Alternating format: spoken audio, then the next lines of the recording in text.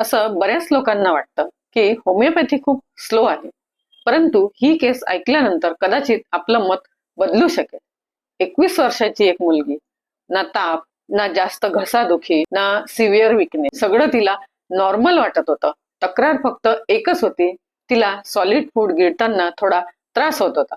म्हणून सहजच तिने आरशामध्ये घसा बघितला आणि ते बघून ती एकदम घाबरली, कारण त्यामध्ये तिला टॉन्सिल्स सुजलेले असून त्यामध्ये पस फॉर्मेशन झालेले दिसले. तिला वाटले मला हे अचानक कसे काय झाले. त्यानंतर तिने ENT स्पेशलिस्टला दाखवले. त्यांनी तिला मेडिसिन लिहून दिले आणि सांगितले की तुला हे जर वारंवार होत असेल तर तुला टॉन्सिल्स काढावे लागतील. ते ऐकून ती आणखीनच घाबरली, परंतु तिच्या पेरेंट्सनी तिला समजावले, पॅनिक होऊ नकोस, होमिओपॅथी हा सुद्धा पर्याय आपल्याकडे आहे. मग त्यानंतर त्यांनी माझ्याकडे कन्सल्ट केले. केस घेताना एक गोष्ट मला खूप स्ट्रायकिंग वाटत होती, ती म्हणजे एवढे सिव्हिअर इन्फेक्शन आहे, एवढा रेडनेस आहे, टॉन्सिल्स मध्ये पस फॉर्मेशन झालेले आहे, तरी तिला ताप नव्हता, थ्रोट पेन सुद्धा माइल्ड होता आणि विकनेस अजिबातच नव्हता, जे जनरली अशा केसमध्ये high fever, severe throat pain, weakness हे अपेक्षित आहे. होमिओपॅथीमध्ये अशा पिक्युलियर सिम्पटम्सवरच मेडिसिन सिलेक्ट केल्या जातात.